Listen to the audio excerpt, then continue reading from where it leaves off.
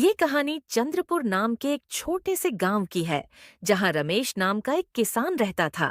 चंद्रपुर गांव में रमेश अपनी पत्नी रेखा और बेटी शीतल के साथ एक छोटे से घर में रहता था। रमेश के माता पिता का निधन बहुत पहले हो चुका था। उसके पास गांव में छोटी सी जमीन थी, जिस पर वह दिन रात मेहनत करके अपने परिवार का पालन पोषण करता था। अपने पति की मदद करने के लिए रेखा भी गांव के एक जमींदार के यहाँ साफ सफाई का काम करती थी। दोनों मिलकर अपने परिवार के लिए जी तोड़ मेहनत करते थे। वैसे तो चंद्रपुर में गर्मी का मौसम मार्च खत्म होने के बाद शुरू होता था, पर इस बार की गर्मी मार्च के शुरू होते ही अपने चरम सीमा पर पहुंच गई थी। और हर साल गर्मी में चंद्रपुर गांव का तापमान 40 डिग्री तक आम तौर पर पहुंच जाता था। पर इस बार की गर्मी ने हर बार का रिकॉर्ड तोड़ दिया था। इस बार का तापमान 45 डिग्री छू चुका था। इस गर्मी ने सबका जीना मुश्किल कर दिया था। तेज धूप और लू के कारण गांव वालों की मुश्किलें और बढ़ गई थीं। हर तरफ लू का कहर था। गांव के लोग सुबह से लेकर रात तक इस भयंकर गर्मी से परेशान थे। सूरज की तपिश ने सबको बेहाल कर रखा था। इसी बीच एक दिन रमेश के घर पर हे भगवान, ये कैसी गर्मी है।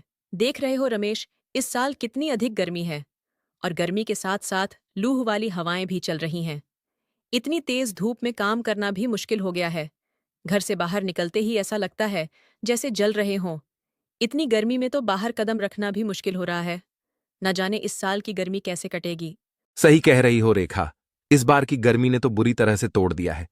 सोचता हूं कि हम जैसे गरीब लोग इसे कैसे सहन करेंगे। रमेश और रेखा आपस में बातें कर ही रहे थे कि तभी शीतल अपने पिता से बोली। पापा, मैं भी आज आपके साथ खेत पर जाऊंगी। नहीं शीतल बेटी, बाहर बहुत ज्यादा गर्मी है। तुम अपने माँ के साथ घर पर ही रहो। पर पापा, मुझे भी आपके साथ खेत पर जाना है। मुझे खेत का काम देखना है और आपकी मदद करनी है। माँ से भी बोल दीजिए, प्लीज मुझे अपने साथ ले चलिए। शीतल बेटी, जिद मत करो। बाहर बहुत गर्मी है। अगर तुम बाहर जाओगी तो लूह लग सकती है। और लूह लगने से यदि तुम बीमार हो गई तो फिर तुम्हारे दवाई का खर्चा उठाना हमारे लिए मुश्किल होगा। घर के हालात वैसे ही अच्छे नहीं हैं। इस महीने की मजदूरी भी अभी तक नहीं मिली है। पता नहीं इस हफ्ते का राशन कैसे पूरा होगा। तुम घर पर ही रहो, समझदारी इसी में है। रेखा, क्या घर का राशन खत्म होने वाला है? तुमने पहले मुझे क्यों नहीं बताया कि राशन खत्म होने वाला है? रमेश, क्या बताती। मैं खुद ही सोच रही थी कि इस बार कैसे काम चलेगा। घर में आटा तो बस 2 दिन का बचा है। दाल भी खत्म हो चुकी है। सब्जियां पिछले हफ्ते से नहीं आई। उम्मीद थी कि शायद सेठ जी कल परसों तक पैसे दे देंगे तो शायद कुछ व्यवस्था हो जाएगी। अरे ये तो बहुत बुरा हुआ। अगर कल तक पैसे नहीं मिले तो हम क्या करेंगे? ऐसे में अगर शीतल बीमार पड़ गई तो हालात और भी खराब हो जाएंगे। मैं कल सुबह सेठ जी से जाकर बात करूंगा। रमेश की चिंता बढ़ती जा रही थी। गर्मी और लूह ने पहले ही हालात मुश्किल कर दिए थे, और अब घर में राशन खत्म होने की बात ने उसे और बेचैन कर दिया। वो रेखा और शीतल की तरफ देखता है, मानो उनसे कुछ कहना चाहता हो, लेकिन शब्द नहीं निकलते। तभी शीतल ने बड़े मासूमियत से कहा। पापा, अगर पैसे नहीं हैं तो हम अपने खेत से लाकर कुछ खा सकते हैं। जैसे पिछले साल आप अपने खेत से बाजरा लेकर आए थे, जिसकी हमने रोटियां बनाकर खाई थीं। बेटी, वो बाजरा अब हमारे खेत में नहीं है।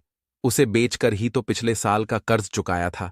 इस बार फसल भी खराब हो रही है और इस भयंकर गर्मी और लूह ने सब कुछ बर्बाद कर दिया है। रमेश, मैं सोच रही थी कि क्या हम मुखिया जी से मदद मांग सकते हैं। उन्होंने पिछले महीने गांव वालों को राशन बांटने का वादा किया था। हाँ, मुखिया जी से बात करनी चाहिए। अगर वो मदद कर दे तो कुछ दिनों का इंतजाम हो जाएगा। पर मुखिया जी की मदद भी हर बार इतनी आसान नहीं होती है। कभी कभी उनकी मदद मिलने में वक्त लग जाता है और कभी कभी वो मना भी कर सकते हैं। फिर भी मुझे एक कोशिश करनी तो होगी। अभी आपस में रमेश और रेखा बात कर ही रहे थे कि तभी तेज गर्म हवा का एक झोंका आया और दरवाजे की साकल हिलने लगी। कमरे में मौजूद सभी लोग लूह की तपिश को महसूस करने लगे। हे भगवान, ये गर्मी तो अब और बढ़ते जा रही है। न जाने आने वाले दिन और कितने भयंकर होंगे। हम सब इस लूह से कैसे बचेंगे। सोचो, अगर गर्मी दिन ब दिन ऐसे और बढ़ती रही तो हम कैसे बचेंगे। हे भगवान, कृपया हमारी मदद करो। इस कठिन समय में हमें साहस और मार्गदर्शन दो।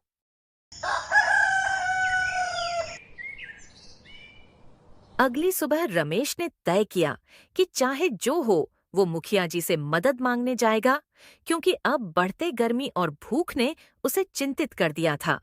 उसने रेखा और शीतल को घर पर रहने को कहा और खुद मुखिया की घर की ओर निकल पड़ा। कुछ देर चलते चलते वो मुखिया के घर पहुंच जाता है। मुखिया जी, हमारे हालात बहुत बुरे हैं। घर में राशन पूरी तरह से खत्म हो चुका है। भीषण गर्मी और लूह के चलते कामकाज भी बंद हो गया है। अगर आप थोड़ी मदद कर दे तो आपका ये एहसान मैं जिंदगी भर नहीं भूलूंगा। रमेश, ये मेरी जिम्मेदारी थोड़ी है। हर कोई मदद के लिए मेरे पास ही आ जाता है। तुम लोगों को तो जैसे आदत हो गई है दूसरों पर निर्भर रहने की। नहीं मुखिया जी, मैं मेहनत से कमाने वाला आदमी हूं, भीख नहीं मांगता। लेकिन इस बार हालात ने मजबूर कर दिया है। भीषण गर्मी और लूह ने खेतों की फसल जला दी है और मेरा परिवार भूखा है। कृपया मदद कर दीजिए। चुप रहो। अगर गरीब हो तो अपने गरीबी को स्वीकार कर उसके साथ जीना सीखो। यहां आकर रोने धोने से कुछ हासिल नहीं होगा। मेरे पास फालतू समय नहीं है, इसलिए यहां से चले जाओ। ऐसा मत कीजिए मुखिया जी, मेरी मजबूरी को समझिए। आप हमारे गांव के मुखिया हैं। अगर आप ही हमारे साथ ऐसा व्यवहार करेंगे तो हम किसके पास मदद मांगने जाएंगे। रमेश की ये बात सुनकर मुखिया बहुत भड़क जाता है और अपने घर के नौकरों को आवाज लगाकर कहता है, अरे चेतन विकास, सुनो तो जरा, इसे यहां से बाहर कर दो और आगे से इसे मेरे घर में कदम भी नहीं रखने देना। फिर मुखिया के घर के नौकरों ने रमेश को धक्के मारकर मुखिया के घर से बाहर निकाल दिया। मुखिया के मुंह से खरी खोटी सुनने और धक्के खाने के बाद रमेश भारी मन से अपने घर की ओर चल पड़ा। रमेश जैसे ही अपने घर आया, उसने देखा कि रेखा बिस्तर पर लेटी हुई है और उसकी बेटी शीतल उसके पास बैठी हुई थी। पापा आपके जाने के कुछ देर बाद अचानक माँ चक्कर खाकर गिर गई और उनको बहुत तेज बुखार भी चढ़ गया और तब से वो कुछ बोल नहीं रही है। हे भगवान, ये क्या हो गया? रेखा, कुछ बोलो ना, कुछ तो बोलो। ऐसे चुप मत रहो, तुम्हें कुछ नहीं होगा। रमेश, अब मुझसे सहन नहीं हो रहा। ये भीषण गर्मी और भूख ने मेरी सारी ताकत छीन ली है। मुझे माफ करना, मैं अब तुम्हारा और शीतल का साथ देने में असमर्थ हूँ। रेखा की ऐसी बातें सुनकर रमेश की आंखों से आंसू बहने लगे। उसने रेखा की तरफ देखा और रोते हुए कहा, रेखा, ऐसा मत बोलो, तुम्हें कुछ नहीं होगा। तुम हमें छोड़कर नहीं जा सकती। मैं कुछ भी कर सकता हूं तुम्हें ठीक करने के लिए। भगवान पर भरोसा रखो, सब ठीक हो जाएगा। रमेश, हमारे पास अब कुछ भी नहीं बचा। ये झुलसा देने वाली गर्मी और भूख ने मुझे पूरी तरह से तोड़ दिया है। अब मेरी बस एक ही इच्छा है जो तुम्हें पूरी करनी है। मेरे जाने के बाद शीतल का अच्छे से ख्याल रखना, उसे मेरी कमी कभी महसूस नहीं होने देना। रेखा की ऐसी हालत रमेश से देखी नहीं गई।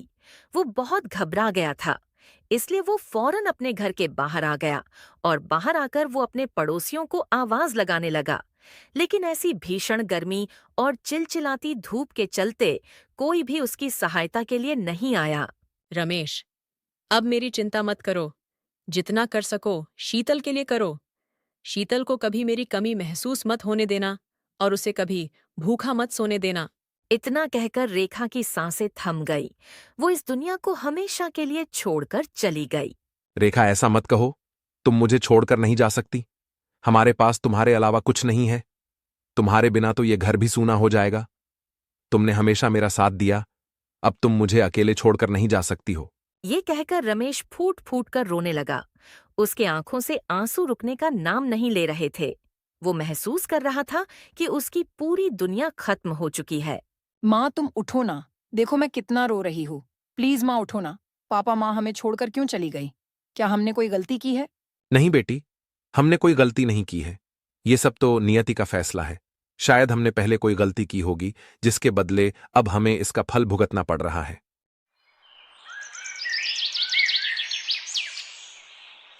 रेखा के जाने के बाद कई महीने गुजर गए। अब रेखा के जाने के बाद रमेश और शीतल के जिंदगी में जैसे अंधेरा छा गया था। छोटे से घर में अब एक अजीब सा सन्नाटा था। बिस्तर पर पड़ी रेखा की निशानी और उसकी जगह बस अब उसकी यादें रह गई थीं। रमेश कई रातों तक रेखा की याद में सो नहीं सका। पापा माँ हमें छोड़कर क्यों चली गई? क्या हम उन्हें वापस नहीं ला सकते? बेटी, तुम्हारी माँ ने हमें नहीं छोड़ा। वो अभी भी ऊपर से हमें देख रही है। अब हमें और मेहनत करनी होगी, क्योंकि तुम्हारी माँ चाहती थी कि हम कभी हार ना माने। रमेश की आंखें ये कहते हुए फिर नम हो गई। उसने शीतल की ओर देखकर अपने आंसुओं को रोक लिया, क्योंकि वो अपने आप को अपनी बेटी के सामने कमजोर नहीं दिखा सकता था। देखते देखते इसी तरह कई दिन और बीत गए। फिर एक दिन सुबह रमेश जब अपने घर के बाहर बैठा था, तभी गांव का सेठ मनोहर वहां पहुंचा और बोला, रमेश, अब तो 6 महीने बीत चुके हैं। मेरा कर्ज तुम अब तक नहीं चुका पाए हो। तुम्हें पता है ना, अगर तुम मेरे पैसे नहीं लौटा पाए तो मैं तुम्हारा घर और तुम्हारा खेत दोनों नीलाम करवा दूंगा। सेठ की बात सुनकर रमेश का चेहरा चिंता से भर गया। उसकी माथे की लकीरें और गहरी हो गईं। उसने सिर झुकाते हुए कहा, सेठ जी, मैं पूरी मेहनत कर रहा हूं, लेकिन अभी तक पैसे नहीं जुटा पाया हूं। मुझे थोड़ा और समय दे दीजिए। देख रमेश, बहाने बनाने से कुछ नहीं होगा। तुम्हारे पास केवल 10 दिन है। अगर इतने समय में कर्ज नहीं चुकाया तो नतीजे भुगतने के लिए तैयार रहना। मनोहर रमेश को धमकाकर वहां से निकल जाता है और सेठ का ये कहकर वहां से चले जाना किसी संकट से कम नहीं था। वो सोचने लगा कि अब उसे क्या करना होगा। उसकी सोच बार बार अपनी बेटी की ओर जा रही थी। देखते देखते कुछ दिन और गुजर गए और अब रमेश की चिंता और बढ़ती जा रही थी। 10वां दिन करीब आ गया था। तभी अचानक एक दिन उसका पुराना दोस्त प्रेम गांव वापस आया। प्रेम और रमेश बचपन के दोस्त थे, लेकिन कुछ सालों पहले रोजगार की तलाश में शहर चला गया था। अब वो काफी पैसे वाला हो चुका था। जब वो रमेश के घर पहुंचा तो उसने देखा कि रमेश गहरे विचारों में डूबा हुआ है। अरे भाई रमेश, तू इतना परेशान क्यों है? क्या हुआ? कोई परेशानी है तो बता। फिर रमेश ने अपने दोस्त को सब कुछ बता दिया, सेठ के कर्ज और उसकी धमकी के बारे में। ये सब सुनकर प्रेम का दिल पिघल गया और उसने रमेश से कहा, रमेश, तू फिक्र मत कर। दोस्त क्या कहने के लिए होता है। ये ले, सारे पैसे लेकर जा और सेठ का कर्ज चुका दे। प्रेम की बात सुनकर रमेश की आंखों में आंसू आ जाते हैं। वो भावुक होकर बोला, प्रेम भाई, आज तुमने मुझे और मेरी बेटी को एक नई जिंदगी दी है। मैं तुम्हारा ये एहसान जिंदगी भर नहीं भूलूंगा। अगले दिन रमेश सीधा सेठ मनोहर के घर पहुंच गया और अपना सारा कर्जा चुका दिया। ये देख सेठ हैरान हो गया, लेकिन उसने अपने पैसे लेकर रमेश को कर्ज से मुक्त कर दिया। सेठ जी, मैंने आपके सारे पैसे चुका दिए हैं। अब आपके और मेरे बीच कोई लेन देन बाकी नहीं है। ये सब तो ठीक है रमेश, पर एक बात बताओ, इतने पैसे तुम्हारे पास आए कहां से? सेठ जी, पैसे कहीं से भी आए, पर आपके पैसे तो मिल गए ना। इतना कहकर रमेश वहां से निकल गया। चलते चलते वो कुछ दूर गया ही था, तभी उसे रास्ते में एक बूढ़ी औरत मिली, जो उसे परेशान देखकर बोली, बेटा, तुम्हारी पत्नी के बिना तुम्हारा जीवन अधूरा सा लग रहा है। मुझे पता है कि तुमने उसके लिए बहुत दुख और दर्द सहा है, लेकिन याद रखो, जीवन कभी थमता नहीं, इसीलिए आगे बढ़ते रहना होता है। बूढ़ी अम्मा की बातें सुनकर रमेश भावुक हो गया और उसकी आंखों में आंसू आ गए। फिर उसने भारी मन से कहा, अम्मा, आप सही कह रही हो। मेरी पत्नी के बिना मेरा जीवन सूना हो गया है। मैं अपनी बेटी शीतल के लिए खुद को संभालने की कोशिश कर रहा हूं, लेकिन कई बार ऐसा लगता है कि मैं हार जाऊंगा। क्या आप मुझे कोई तरीका बता सकती हो जिससे मैं अपनी बेटी की ओर अच्छे से देखभाल कर सकूं? रमेश की ऐसी हताश भरी बातें सुनने के बाद बूढ़ी अम्मा ने अपने पास से एक छोटा सा मिट्टी का मटका रमेश को दिया, परंतु वह मटका साधारण नहीं था। बेटा, तुम चिंता मत करो, मैं तुम्हारी मदद करूंगी। ये लो, ये पवित्र मटका, इसे लेकर जाओ और अपने घर में भगवान के सामने रखकर सच्चे मन से प्रार्थना करो। भगवान तुम्हारी जरूर सुनेंगे, लेकिन ध्यान रहे, तुम्हें 7 दिनों तक इस मटके के सामने बैठकर अपने पत्नी के लिए प्रार्थना करनी होगी। रमेश ने बूढ़ी अम्मा की बातों को बहुत ध्यान से सुना और फिर बूढ़ी अम्मा से पूछा, अम्मा, क्या सच में इससे मेरी परेशानियां दूर हो जाएंगी? बेटा, विश्वास सबसे बड़ी शक्ति होती है। जब तुम किसी चीज के लिए सच्चे मन से प्रार्थना करते हो तो भगवान भी तुम्हारी मदद करने लगते हैं। अब जाओ और सच्चे मन से अपनी पत्नी के लिए प्रार्थना करो। फिर क्या था, रमेश ने अम्मा का धन्यवाद करके वो मटका लेकर अपने घर की ओर चल पड़ा। जैसे ही वो घर पहुंचा, शीतल दौड़कर उसके पास आई और कहा, पापा, आप कहाँ चले गए थे? मैं बहुत डर गई थी। अपनी बेटी को इतना परेशान देखकर रमेश अपनी बेटी से कहता है, बेटी, मैं कहीं नहीं गया था और तुम फिक्र मत करो, अब सब सही हो जाएगा। बस हमें भगवान पर भरोसा रखना होगा।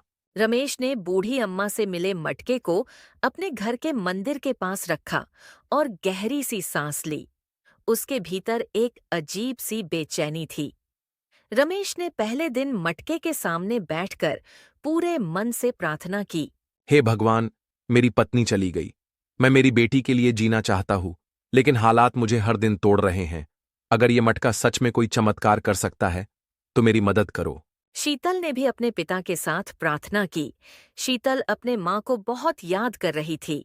रात को जब वो सोने गई तो उसके आंखों में आंसू थे। रमेश ने उसका मन हल्का करने के लिए कहा, बेटी, हमें हिम्मत नहीं हारनी चाहिए। तुम्हारी माँ भी यही चाहती थी। दिन ब दिन गांव में हालात और बिगड़ने लगे। गर्मी बढ़ती जा रही थी।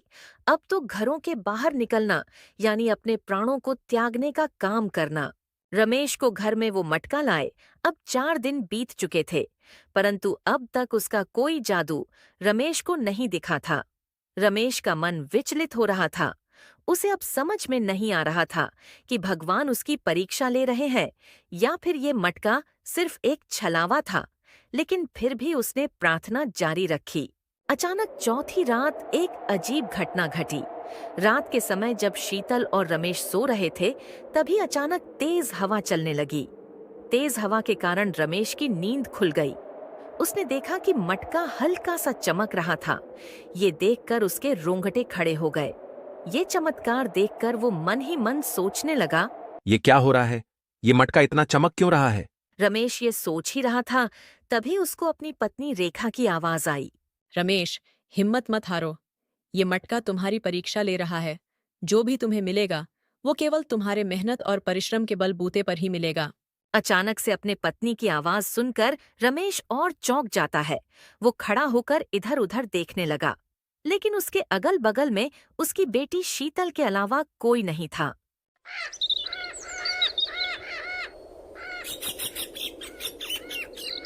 घर पर राशन की कमी हो चुकी थी और रमेश की फसल भी पूरी तरह से खराब हो चुकी थी। इसलिए सुबह होते ही रमेश काम की तलाश में घर से निकल जाता है।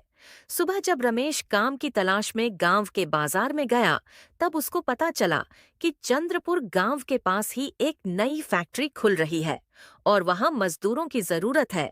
ये बात सुनकर रमेश सोचने लगा, अगर मुझे उस फैक्ट्री में काम मिल जाए तो शायद मेरी सारी मुश्किलें खत्म हो जाएं। रमेश ये बात सुनकर बहुत खुश हो जाता है और अपने घर की ओर चल पड़ता है। अभी रमेश अपने घर के बाहर पहुंचा ही था, तभी गांव में रहने वाले सुधांशु चाचा उसके घर के बाहर मिल जाते हैं। अरे रमेश बेटा, कहाँ से आ रहे हो? कहीं नहीं चाचा, बस बाजार गया था काम की तलाश में। पर बाजार गया तो सुना कि गांव के बाहर कोई फैक्ट्री खुलने वाली है, तो बस वहीं निकलने की तैयारी करने जा रहा हूं। अगर वहां काम मिल जाए तो मुझे घूम घूम कर काम करने की जरूरत नहीं पड़ेगी। क्या बात है बेटा, मैं भी तुम्हारे पास इसी सिलसिले में बात करने आया हूँ। मैं भी उसी फैक्ट्री में काम कर रहा हूँ और वहां के सेठ जी ने मुझे मेहनती और भरोसेमंद लोग लाने को कहा है। तो क्या कहते हो, कल चलोगे मेरे साथ सेठ जी से मिलने? चाचा नेकी और पूछ पूछ, मैं अभी सामान बांध लेता हूं और कल आपके साथ चलने की तैयारी करता हूं। फिर क्या था, अगली सुबह रमेश चाचा के साथ फैक्ट्री के लिए निकल जाता है। रास्ते में चलते चलते रमेश सिर्फ वो नौकरी पाने की इच्छा कर रहा होता है। कुछ देर बाद दोनों फैक्ट्री पहुंचकर सेठ के सामने खड़े हो जाते हैं। फैक्ट्री का सेठ रमेश को फैक्ट्री में काम करने की सारी जानकारी उसे बता देता है और रमेश को फैक्ट्री में काम करने के लिए रख लेता है और उसे अगले दिन से फैक्ट्री आने कहता है। काम मिलने की बात सुनकर रमेश बहुत खुश होता है और खुशी खुशी अपने घर के लिए निकल जाता है। काम मिलने की खुशी में रमेश अपनी बेटी शीतल के लिए आज बाजार से अच्छी अच्छी खाने की चीज लेकर घर आता है। पिता को इतना खुश देखकर शीतल भी बहुत खुश होती है और अपने पिता से इस खुशी का कारण पूछती है। क्या हुआ पिताजी, आज आप बहुत दिनों बाद इतने खुश लग रहे हो? हाँ बेटी, आज मैं बहुत खुश हूं। आज के बाद हमारी सारी तकलीफें खत्म हो जाएंगी, क्योंकि मुझे गांव के बाहर नई वाली फैक्ट्री में नौकरी मिल गई है। अभी रमेश अपने बेटी से बात कर ही रहा था, तभी वो मटका फिर से चमकता है और उसमें से रेखा की आवाज आती है। रमेश, अब से तुम्हें खूब मेहनत करनी होगी और शीतल को वो सारी खुशियां देनी होगी जिसकी वो हकदार है। अचानक रेखा की आवाज सुनकर शीतल और रमेश दोनों चौंक जाते हैं। तभी रमेश को याद आता है कि आज ठीक 7 दिन बीत चुके हैं इस मटके को घर लाकर। रमेश भी समझ जाता है कि उसकी पत्नी उस मटके से उसका हौसला बढ़ा रही थी और अब से वो बहुत मेहनत करेगा और अपनी बेटी शीतल को एक अच्छी जिंदगी देगा। दोस्तों, इस तरह रमेश की मेहनत और विश्वास ने उसे उसकी परेशानियों से निकाल दिया। गर्मी की मुश्किलों से जूझते हुए भी उसने हार नहीं मानी और आखिरकार उसे एक नई उम्मीद मिल गई।